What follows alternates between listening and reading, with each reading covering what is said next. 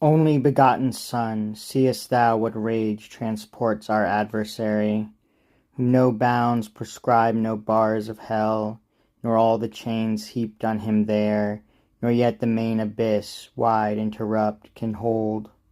So bent he seems on desperate revenge, that shall redound upon his own rebellious head. And now, through all restraint broke loose, he wings his way not far off heaven, in the precincts of light, directly towards the new created world. And man there placed with purpose to essay if him by force he can destroy, or worse, by some false guile pervert, and shall pervert, for man will hearken to his glozing lies, and easily transgress the sole command, sole pledge of his obedience. So will fall he and his faithless progeny. Whose fault? Whose but his own? Ingrate, he had of me all he could have. I made him just and right, sufficient to have stood, though free to fall. Such I created all the ethereal powers and spirits, both them who stood and them who failed. Freely they stood who stood, and fell who fell. Not free, what proof could they have given sincere of true allegiance? Constant faith or love were only what they needs must do appeared, not what they would. What praise could they receive?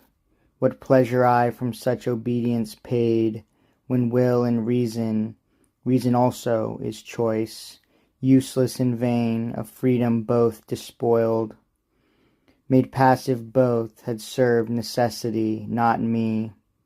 They therefore, as to right belonged, so were created, nor can justly accuse their maker, or their making, or their fate, as if predestination overruled, their will disposed by absolute decree, or high foreknowledge they themselves decreed, their own revolt, not I. If I foreknew, foreknowledge had no influence on their fault, which had no less proved certain unforeknown. So without least impulse or shadow of fate, or aught by me immutably foreseen, they trespass, authors to themselves in all, both what they judge and what they choose. For so I formed them free, and free they must remain, till they enthrall themselves.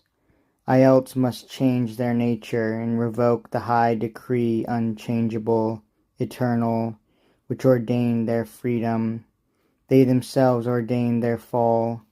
The first sort by their own suggestion fell, self-tempted, self-depraved. Man falls, deceived by the other first.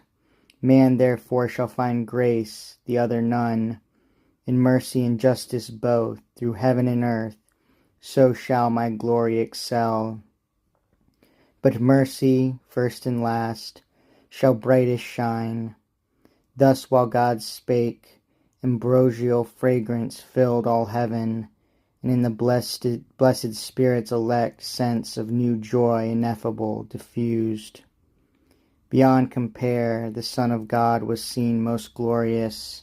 In him all his Father shone substantially expressed, and in his face divine compassion visibly appeared, love without end, and without measure grace, which uttering, thus he to his Father spake.